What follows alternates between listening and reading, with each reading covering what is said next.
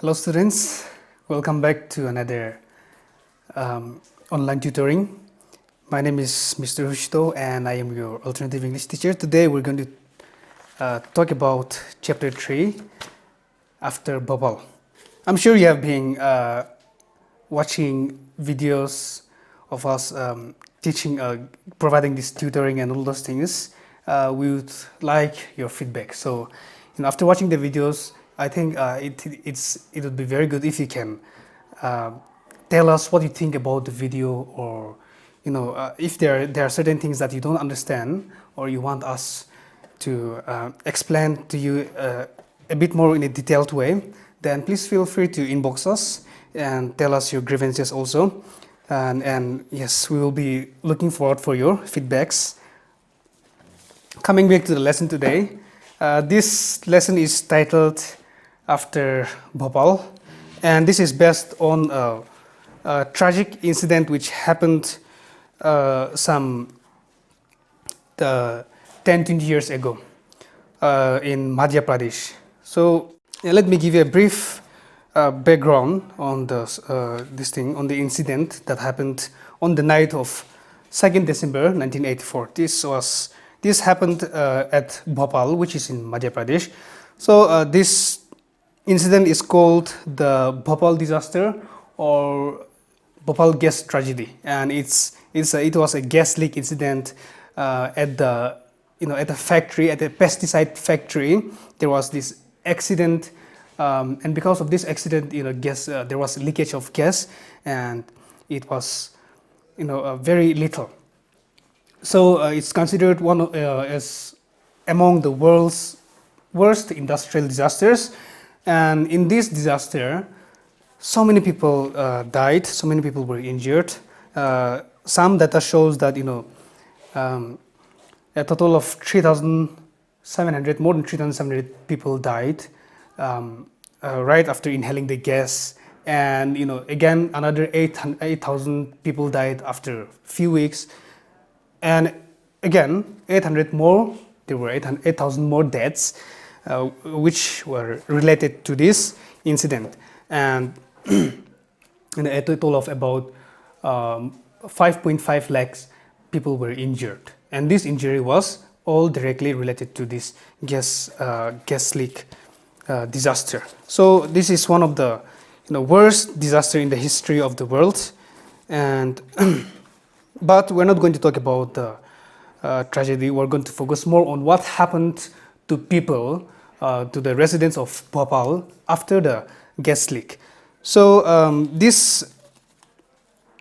the aftermath of the disaster is told to us, narrated to us through a protagonist called Sunil, and this story is retold by Harsh Mandir, who authored this story. So this is a story about Sunil, and who was a victim of this Bhopal gas tragedy. We're going to talk about what happened to him on the night of December 2nd, what happened to him the following days and the following years, and how it affected his life. So let's talk a bit about Sunil and his family. Sunil had their family was a large family. They had 7 brothers and sisters, and their parents included, they had 9 of them. So it was a big family. And during the time of this incident, Sunil was just 11 years old. He had older brothers and sisters. He also had younger brothers and sisters.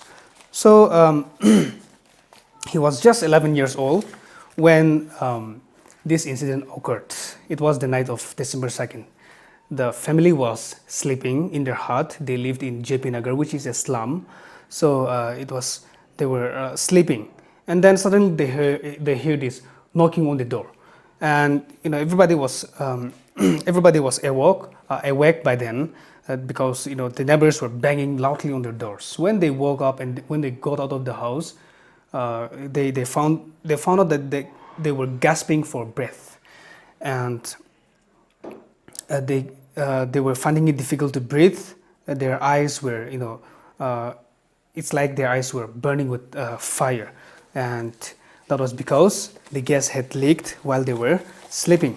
So they lived in this small slum called JP Nagar. His father was a carpenter.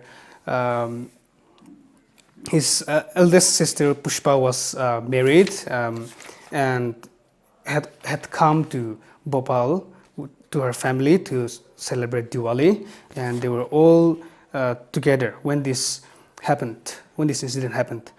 The the gas which leaked was called methyl isocyanate, which is a highly toxic gas, and it made its way. It spread through the entire neighborhood of JP Nagar. And JP Nagar was located close to this factory. It was one of the first neighborhood to be affected by the gas. And when they woke up, they found themselves gasping for breath. They started panicking, and Sunil started running. So he grabbed his sister's hand. He was trying to escape with his sister, but he wanted to urinate very badly. So he stopped for a moment to urinate. And as soon as he stopped, his sister's hands was wrenched from his, and he lost his sister in the crowd. And since it was a very big crowd, there was panic everywhere. Everybody was running for safety. It was like he could easily be trampled. It was a very hectic and haphazard situation. So he lost his sister in the crowd. Now he had to try to escape on his own. So Sunil, he ran, he started running, and luckily he found a van where the driver was trying to take his family to safety. So he pushed his way into the van, luckily for him, and he traveled with them to a neighboring village called Budni. But they could not stop in that village because there was the news had already spread, and there was a rumor that it could easily the gas could easily sweep through this village. So they drove away to Hoshangabad. If you look at the map, Hoshangabad is south of Bhopal. So by now they are far away from the place where this disaster took place. And by the time they reached Hoshangabad, it was already dawn.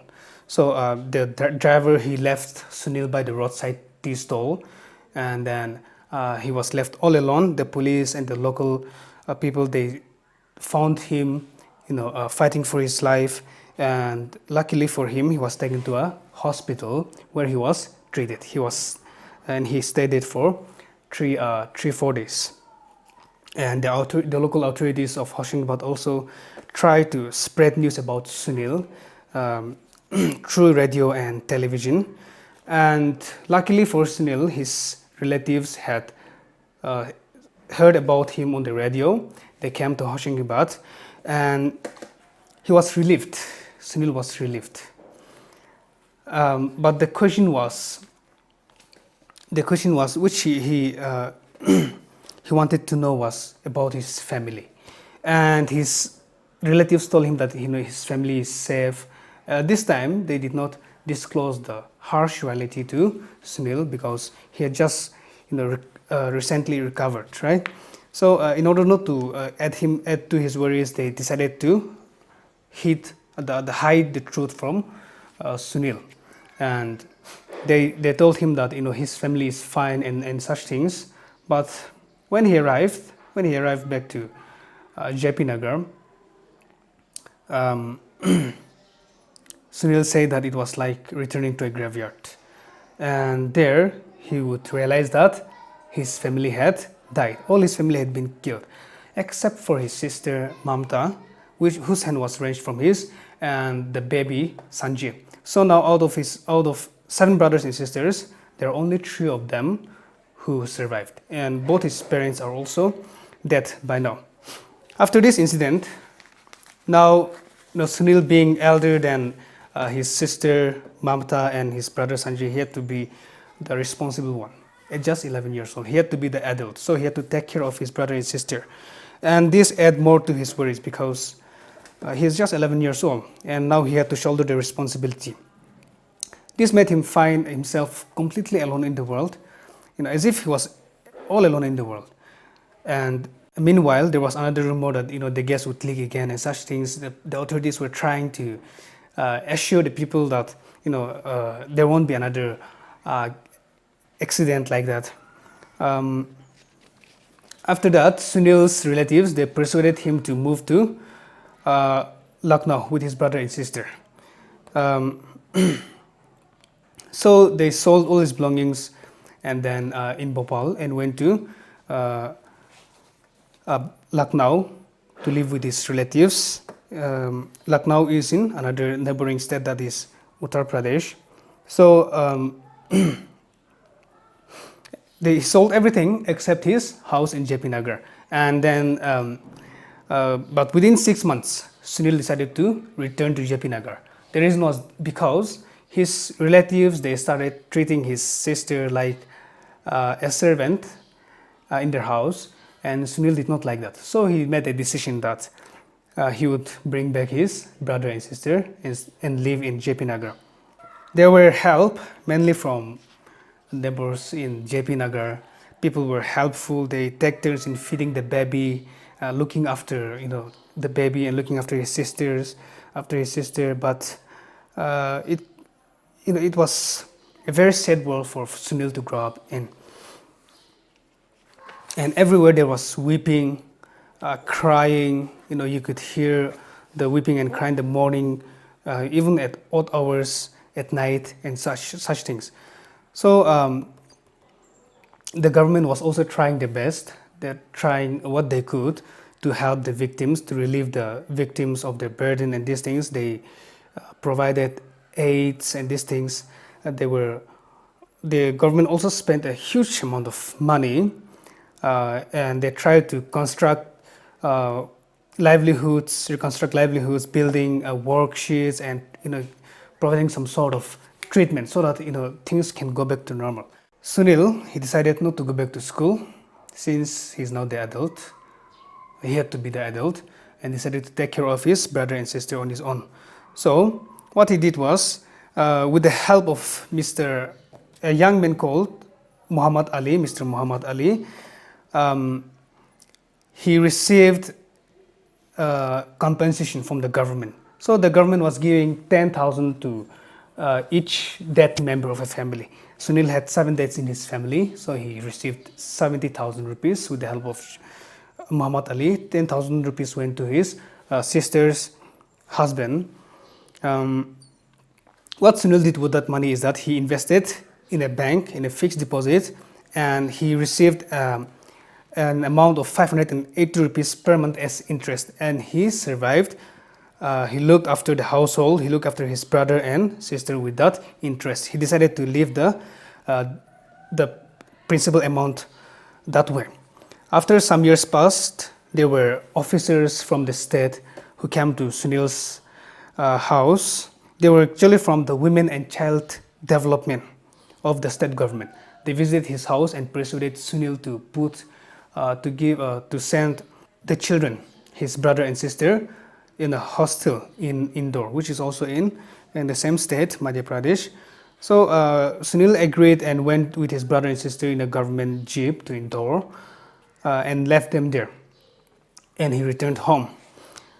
But it was very painful for Sunil to return to an empty house. All these things were going on in Sunil's life. And unknown to him and the rest of the victims of the incident, there was a legal battle that was going on between the courts of India and the courts of USA. We will talk about the battle between the courts of India and USA in part 2 of the video. So make sure to stay tuned. We're stopping here today. This is part 1, and we will continue in part 2.